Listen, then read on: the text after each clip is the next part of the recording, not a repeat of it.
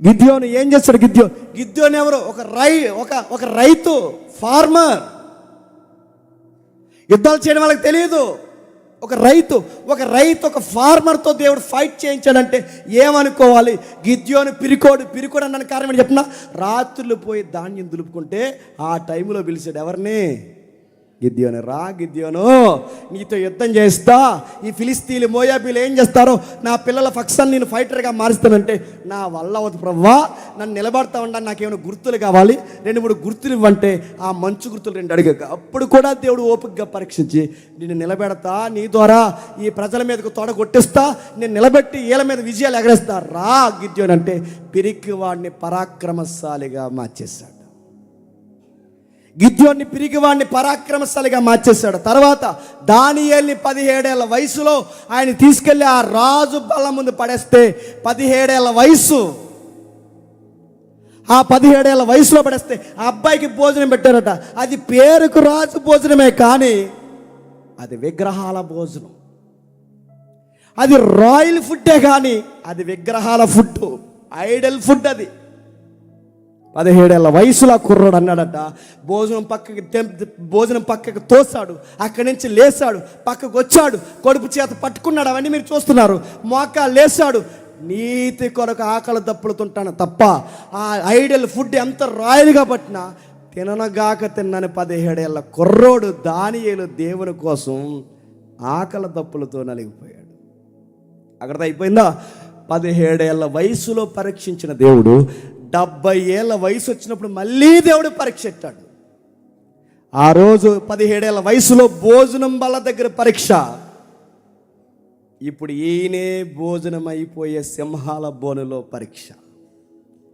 17 ఏళ్ల వయసు ఎప్పుడు, 70 ఏళ్ల వయసు ఎప్పుడు? అంటే మన దేవుడితో వచ్చిన కొరవేడు చెప్తున్నా, నువ్వు చచ్చిపోయే వరకు నీ లైఫ్కి సవాల్ ఇసిరే పరిస్థితులు అనుమతిస్తూనే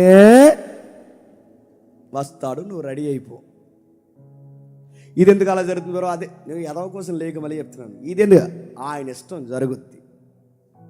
అలాగెందుకు జరుగుతుంది బ్రవ్వా, ఇలా ఎందుకు జరుగుతుంది బ్రవ్వా, అలాగెందుకు జరుగుతుందంటే ఎందుకని అడుగుతున్నాను, ఆయనకి ఇష్టం కనుక జరుగుతుంది.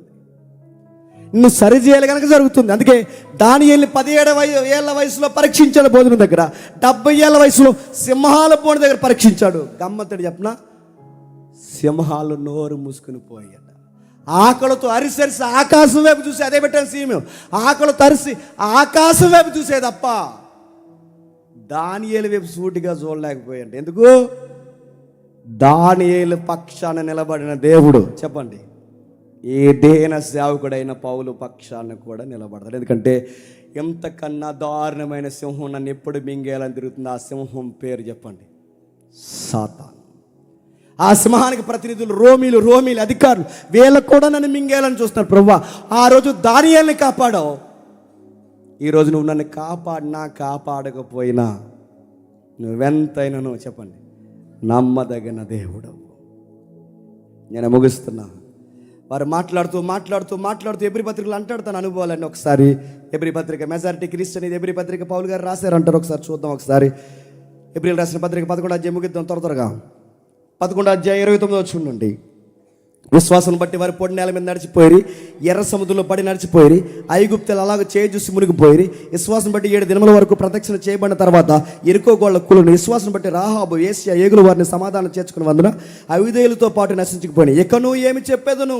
గిద్యోను, బారాకు, సంసోను, యోప్తా, దావీదు, సమూయేలు వారిని గురించి, ప్రవక్తను గురించి వివరించడానికి సమయం చాలదు.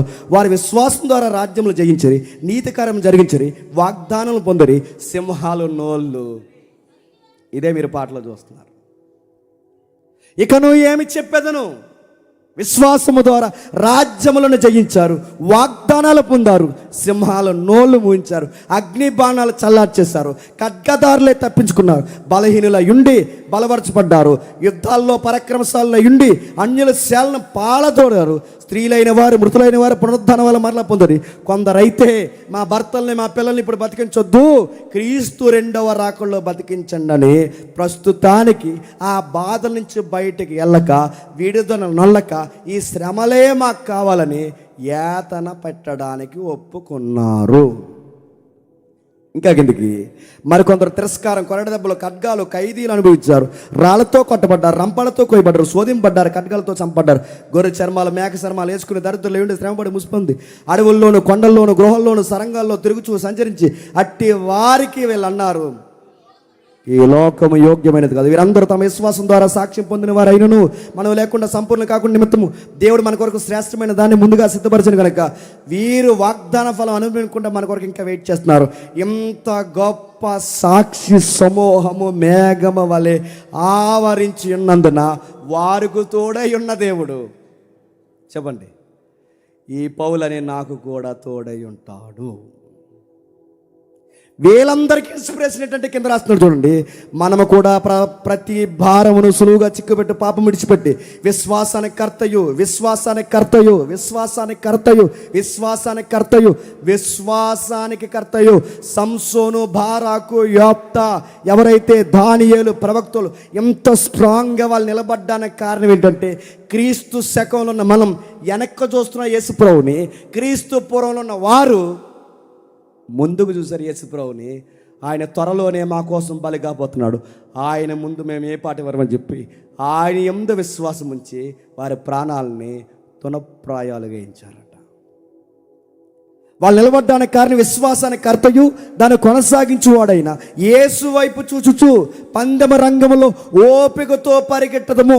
ఇది ఒక రన్నింగ్ రేస్, ఇది సేవ అంటే. అందుకే పౌలు గారిని తీసుకెళ్తున్నారు, మీరు చూసిన సీన్ అదే. అపోస్తుల గారిని ముగిద్దాం. అపోస్తుల గారి 27వ అధ్యాయం, అపోస్తుల గారి 27వ అధ్యాయం మొదలు వచ్చును. మేము ఓడ ఎక్కి ఇటలీ వెళ్ళవలనని వారు పౌలుని మరికొందరు ఖైదీల్ని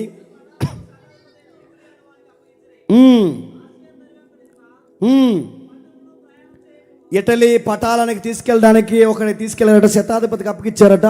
సుమారు ఎంతమంది ఉన్నారంటే వాళ్ళు సుమారు 270 మంది పైన ఉన్నారంట. ఏం చేశారని అరెస్ట్ చేశారు? సువార్త చేస్తున్నారని. యెర్మియా ఏం చేస్తారని అరెస్ట్ చేశారు? సువార్త చేస్తున్నారని. మోసే మీదకి ఏం చేస్తున్నారని తిరగబడ్డారు? సువార్త పక్షాన్ని నిలబడ్డాడని. దానియేలు ఏం చేశాడని సింహాల బోన్లో వేశారు? దేవుడి నామాన్ని ప్రకటిస్తున్నాడని. ఇప్పుడు పౌలను నన్ను ఏం చేస్తున్నారు? వాళ్ళని ఏం చేశారో చెప్పండి, నన్ను అదే చేస్తున్నారు. అందుకే నన్ను తీసుకెళ్తున్నప్పుడు ఆ ప్రయాణం ఏమైనా తినంగా సాగిందా? 14లో కొంచెం సేపు అయిన తర్వాత ఉరకలో నన్ను పెనుగాలి కేద్రోను వాగ మీద నుండి విసిరింది. ఈ 250 మందితో మమ్మల్ని తీసుకెళ్తున్న ఓడలకి తుఫాను తాకిడికి ఒక్కసారి ఓడలు అలజడికి గురైపోయాయి. మనమైతే ఏమనుకుందని చెప్పండి, నీ సేవలోనే కదా మేము వెళ్తున్నాం, మా ప్రయాణం కూడా క్షేమంగాను నడిపించవా, ఎందుకు ప్రభువా మాకు ఇన్ని పరీక్ష పెడుతున్నామని ఎన్ని సనుగుదుమో. కానీ పౌలు అన్నాడట,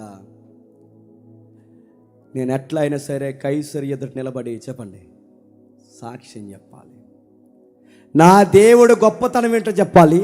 అది తుఫాన్ ఎదురొచ్చినా నేను ఆగను, సముద్రం పగిలినా నేను ఆగను, దీవులు అడ్డొచ్చినా నేను ఆగను, అనారికులు నన్ను నా మీద తిరగబడిన ఆగను, విసనాగులు నన్ను కరిసిన ఆగను. నేను అనుకున్నది ప్రకటించేంత వరకు నేను ఆగను. ఎందుకంటే నన్ను పిలిచినవాడు నమ్మదగినవాడు. పరిగెట్టాడు, ఎడారిలో పరిగెట్టాడు, దీవుల్లో పరిగెట్టాడు, తుఫాన్లో పరిగెట్టాడు. కనబడిన ఆ ప్రమాదంలో కూడా సంకల్లేసుకుని బండగా బిగిస్తున్న అలాంటి పరిస్థితుల్లో భాష తెలియని వారు, రైటింగ్స్ లేని వాళ్ళకు కూడా వాళ్ళకి అర్థమయ్యే భాషలో వాళ్ళకి సువార్త చెప్పాడు. అంటే ప్రయాణంలో దీపాలకు పోయినా కూడా సువార్త చెప్పాడు. చెక్క ముక్కల మీద పాకారు, వాళ్ళ గురించి రాస్తూ చూడండి. ఆ 20 వచనంలో రాస్తాడు, కొన్ని దినములైన తర్వాత సూర్యుడు నక్షత్రాలు కనబడక పెద్ద గాలి కొట్టినందున ప్రాణాలతో తప్పించుకుందామన్న ఆశ బొత్తిగా వాళ్ళంతా శ్రమపడి ఖైదీల్లోనూ తిరస్కారాల్లోనూ బాధల్లోనూ శ్రమల్లోనూ ఉండి అక్కడి నుంచి వాళ్ళ పత్రికలు రాసి సువార్తను స్థిరపరిచి మనకిస్తే, ఖైదీల్లో ఉన్నవాడైనా పత్రికలు రాయడానికి ఆయన ఖాళీ కుదుర్చుకుని పత్రికలు రాశాడు. కానీ ఖాళీగా ఉన్న మనకు మాత్రం పత్రికలు చదివేంత ఆసక్తి లేదంట. నా మాటలు మీకు అర్థమయ్యలేదు. ఖైదీలో ఉన్నవాడేమో పత్రికలు రాశాడు, ఖాళీగా ఉన్న మనమేమో 11:30 అయిపోయింది, పని పడలేదు వీళ్ళకి అనుకుంటున్నారు మీరు. వాళ్ళని ఎందుకు వాడుకున్నాడో మనల్ని ఎందుకు వాడుకోలేదంటే టైంతో చచ్చిపోతావు నువ్వు. వాళ్ళని ఎందుకు సేవలో నిలబెట్టాడు, మనల్ని ఎందుకు నిలబెట్టాడు నడుతున్నాను. నువ్వు కేటాయించాల్సిన దగ్గర సమయానికి కేటాయించు. నువ్వు అనవసరమైన సాగు కార్యక్రమాలకి సమయాన్ని కేటాయిస్తావు, ఎంటర్టైన్మెంట్ కేటాయిస్తావు, తిరుగుళ్ళకి కేటాయిస్తావు. అరే దేవుడి దగ్గర ఒక గంట ఎక్కువ గడిపితే నష్టం ఏంటి? వాళ్ళు మాట్లాడుతున్నారు చూడండి. ఎటు పోయినా శ్రమ కలిగింది, ఎటు పోయినా నక్షత్రాలు కనబడలేదు, సూర్యుడు కనబడలేదు, బహుకాలము భోజనం లేక ఉన్నందున పౌలు వారి మధ్య నిలిచి, అయ్యలారా మీరు నా మాట విని కేద్రోను నుండి బయలుదేరక ఉండవలసినది, అప్పుడు హాని నష్టం కలగకపోయిను. మీరు భోజనాల వల్ల నశించిపోకండి. కిందికి 22లో ఇప్పుడైనా ధైర్యం తెచ్చుకోండి, మేము వేడుకొనిచున్నాను, వాడికి కానీ మీలో ఎవరికి కానీ ప్రాణహాని కలగదు. నేను ఎవడెవాడినో ఎవరిని నేను సేవించుచున్నాను ఆ దేవుని దూత గడిచిన రాత్రి నా యొద్ద నిలిచి, పౌలా నువ్వు భయపడకు, నీవు కైసరు ఎదుట నిలవవలసి ఉంది కనుక నీతో పాటు నీ కూడా ఉన్నవాడి ఎంట్రుకు కూడా రాలదన్నాడు. గుర్తుపెట్టుకో. ఆకలి మిమ్మల్ని చంపదు, సముద్రం మేము చంపదు. నేను మాటిస్తుంది, ఎందుకంటే నా దేవుడు నమ్మదగిన వాడు. నడుతున్నాను. కురుంగిపోయే సమయంలో, భయపడిపోయే సమయంలో, ప్రాణాలు పోయే సమయంలో దేవుడిని నమ్ముకున్నవాడు ఆ టైంలో కూడా ఎలా మాట్లాడుతూ చెప్పనా? నాకు దేవుడు చెప్పాడు, ఆయన పరిచర్య ఇంకా ఉంటే నన్ను బతికిస్తాడు, నాతో నువ్వు ఉంటే చెప్పండి నువ్వు కూడా బతుకుతావు, ధైర్యంగా ఉండాలి. బతికించేశాడు. అప్పటి వరకు నమ్మని పౌలుని నమ్మేశారు, కార్యాల ద్వారా నమ్మేశారు. సుమారు 14 దినాల పైనే వాళ్ళు ప్రయాణం చేశారు. నెలల దగ్గర అయిపోయే పరిస్థితులు వచ్చాయి. మొత్తం మీద కైసర్ దగ్గరికి వెళ్ళాడు. అదే మీరు చూస్తున్నారు. ఆ కైసర్ దగ్గర చెప్పుకున్నాడు, తీసుకెళ్లారు. కైసర్ తీర్పిచ్చాడు. ఆ తీర్పు దొంగ తీర్పు. ఏం తీర్పిచ్చాడంటే హౌస్ అరెస్ట్లో నుండి బయట తిరక్కన్నారు. అందుకే అపోస్తుల కార్యములో హౌస్ అరెస్ట్లోనే ఉంటాడు. తర్వాత మళ్ళీ అరెస్ట్ చేశారు, హిస్టరీలో ఉంటుంది, అపోస్తుల కార్యంలో ఉండదు. తర్వాత మళ్ళీ రెండోసారి అరెస్ట్ చేశారు, తీసుకెళ్లారు. ఇక పౌలు గారిని లేపేయడానికి స్కెచ్ చేసేసారు. ఆ టైంలో పౌలు గారికి అర్థమైపోయింది, ఇక నన్ను త్వరలోనే చంపేస్తారు. ఇక నా మాటలో నా తీవ్రత, నాలాగే మాట్లాడే మరొక యువకుడు కావాలి. ఎవరున్నారు? నా చివరి మాటలు, నా భారాన్ని వినేవాడు ఎవడున్నాడు? నా కొడుకున్నాడు, నా జత పనివాడు ఉన్నాడు. అతగాడి పేరు తిమోతి. తిమోతిని పిలిచాడు, చివరి మాటలు రాస్తున్నాడు. ఏదో అంటున్నాడు. ఒకసారి ఆ చివరి మాటలు చదివి మనం ముగిద్దాం. తిమోతికి రాసిన 2వ పత్రిక 4వ అధ్యాయం. తిమోతి రాసిన 2వ పత్రిక 4వ అధ్యాయం 5వ వచనం నుంచి. అయితే తిమోతి నా కుమారుడా, నా బంధకాల్లో కానీ నా కుమారుడా, నా ఆత్మీయ కుమారుడా, నన్ను త్వరలోనే చంపేస్తారు. నా ఆత్మ తీవ్రత నాకు తెలియజేస్తున్నది. నేను వెళ్ళిపోయిన తర్వాత నీకు కొన్ని జాగ్రత్తలు చెప్పేవాళ్ళు ఎవరు ఉండకపోవచ్చు, నేను ఉండగానే నేను చెప్తున్నాను పత్రిక ద్వారా. నువ్వు అన్ని విషయముల్లో కొంచెం మితంగా ఉండు. ఈ ప్రజలు వంకరోళ్ళు. ఈ ప్రజలు మేలు కోరితే వాళ్ళు మన సాగు కోరుతారు. ఈ ప్రజలు మనకు అన్నం పెడితే వాళ్ళు మన చేయి నరుకుతారు. ఇలా మన పక్షాన్ని నిలబడితే వాళ్ళు మన ఇనుపుడు పొడుస్తారు, తిరగబడతారు. మితంగా ఉండు. జాగ్రత్త. సేవ చేసేటప్పుడు మితంగా ఉండు, శ్రమపడు. అన్ని పనుల కన్నా మంచి డ్యూటీ ఏదైనా ఉందంటే ఎవాంజలిజం. అస్సలు వదిలేకన్నాడు. ఈ భూమి మీద సూర్యుని కింద ఏదైనా వ్యర్థమైపోద్దేమో కానీ సూర్యుని కింద వ్యర్థం కానిది ఏదైనా ఉంది అంటే నా కుమారుడు తిమోతి, ప్రభు నందు పడిన ప్రయాస వ్యర్థమ కాదు. సువార్తికుని పనిచేయి. నేను ఇప్పుడే ప్రాణార్పణగా పోయబడుచున్నాను, నాకు అర్థమవుతుంది. నేను ఎడలపోవు కాలము సమీపము అయిందని ఈ జైల్లో ఉండగానే నాకు అర్థమవుతుంది.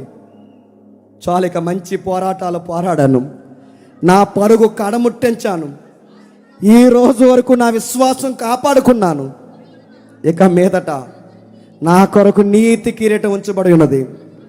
ఆ దినమందు నీతిగల న్యాయాధిపతి అయిన ప్రభువు నాకు మాత్రమే కాక తన ప్రత్యక్షను అపేక్షించిన వారందరినీ నాలాగే నీతి కిరీటం అనుగ్రహించును.